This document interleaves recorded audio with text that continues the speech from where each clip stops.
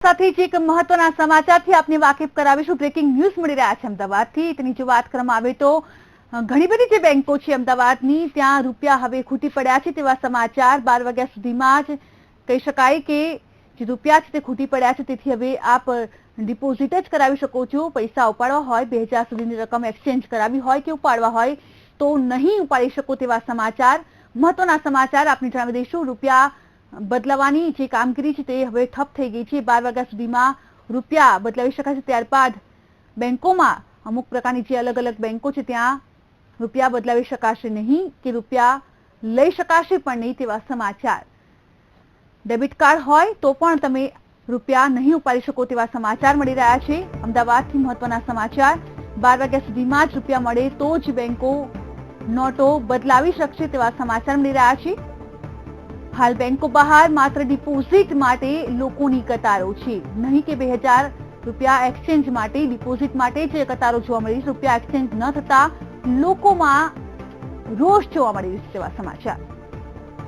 તો અમદાવાદ શહેરની મોટા ભાગની જે બેંકો છે, ખાસ બેંકો છે, તે માટે રૂપિયા હવે ખૂટી પડ્યા છે। તેથી હવે લોકો જે રૂપિયા છે તે એક્સચેન્જ નહીં કરાવી શકે।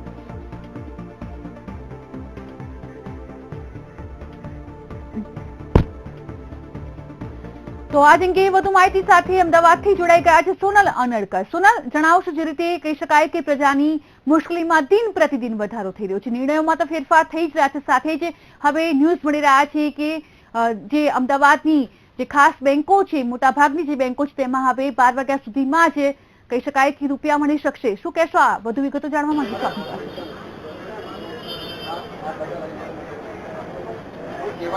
જી ભાગ્યશ્રી, અત્યારે અમદાવાદની લગભગ મોટા ભાગની બેંકોમાં નાણાં ખૂટી ગયા છે તેવા ઓફિશિયલી ન્યૂઝ આવી રહ્યા છે। અને ખાસ કરીને જે મહાગુજરાત બેંક એમ્પ્લોઈઝ એસોસિએશનના હોદ્દેદારો છે તેમની સાથે વાતચીત થયા મુજબ અને ચર્ચા થયા મુજબ તેમનું કહેવું છે કે બપોરે 12 વાગ્યા સુધીમાં આરબીઆઈ તરફથી જો આ વખત અત્યારે આજે નાણાંનો સ્ટોક મળશે તો જ બેંકો શરૂ થઈ શકશે। અત્યારે અમે માનસી 4 રસ્તા પર આવેલી બીઓબી બ્રાન્ચ છે ત્યાં છીએ। તમે જોઈ શકો છો કે બહુ મોટી લાઈન છે ગ્રાહકોની નાણાં લેવા માટે થઈને, પરંતુ અત્યારે મોટાભાગની જે લાઈનમાં આપ જોઈ રહ્યા છો તે મોટાભાગના ગ્રાહકો છે તે માત્ર નાણાં ડિપોઝિટ કરવા માટે થઈને આવ્યા છે। કોઈ પણને અત્યારે નાણાં મળવાના નથી, નાણાં એક્સચેન્જ થવાના નથી તેવી બેંક તરફથી સ્પષ્ટ સૂચના આપી દેવામાં આવી છે અને કહી દેવામાં આવ્યું છે કે જો આરબીઆઈ તરફથી અમને સ્ટોક મળશે તો જ આજે બપોરે 12 વાગ્યા પછી બેંકોમાં કદાચ એક્સચેન્જ શરૂ થાય તો જ થાય।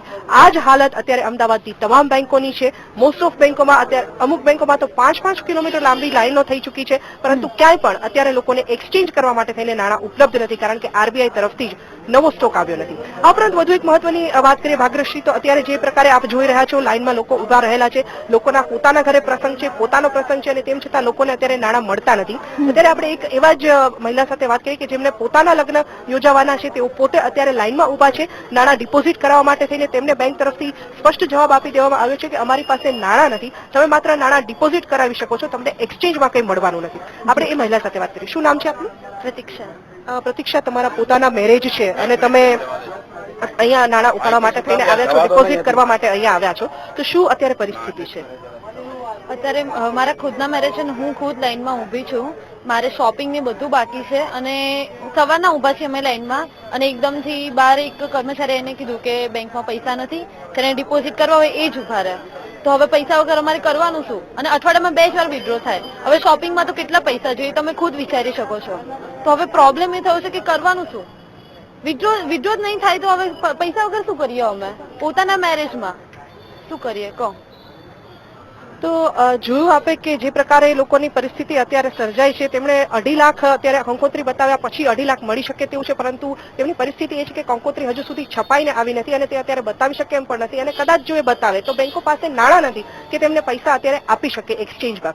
વધુ એક મહત્વની વાત કરીએ તો અત્યારે જે પ્રકારે ગ્રાહકોની હાલાકી વધી રહી છે તે જોતા કેટલીક બેંકો ગ્રાહકોને શાતા પહોંચે તે માટે થઈને ફ્રૂટ વિતરણ કરી રહી છે, પાઉચનું વિતરણ કરી રહી છે। તે જ પ્રકારે કેટલાક સેવાભાવી લોકો પણ અત્યારે આગળ આવ્યા છે લોકોને મદદરૂપ થવા માટે થઈને। આવા જ એક સેવાભાવી વ્યક્તિ સાથે આપણે વાત કરીએ કે જે અહીંયા બેંક ઓફ બરોડાની બ્રાન્ચ ખાતે છેલ્લા 5 દિવસથી ગ્રાહકોને મદદરૂપ થવા માટે થઈને સેવા બજાવી રહ્યા છે। શું નામ છે આપનું? મારું નામ જીતેન્દ્ર મિસ્ત્રી છે। જીતેન્દ્રભાઈ, આપ અહીંયા ગ્રાહકોને મદદરૂપ થવા માટે થઈને છેલ્લા કેટલાક દિવસથી આવો છો, શું બિઝનેસ છે આપનો? કયા કારણથી આપ અહીંયા આવો છો અને આ વિચાર આપને કઈ રીતે આવ્યો? મારો બિઝનેસ ટ્રેડિંગનો છે, હું 4-5 દિવસથી આવું છું। કેટલો સમય તમે અહીંયા ફાળવો છો, કયા પ્રકારની મદદ ગ્રાહકોને કરો છો? 3-4 કલાક આવું છું કે ભાઈ કોઈને લાઈનમાં હોય, સિનિયર સિટીઝનને કેવી રીતે જવું છે, કેવી રીતે ડિપોઝિટ કરવું છે, તો પૂછવું હોય તો પૂછે મને ને હું એમને રસ્તો બતાવું છું.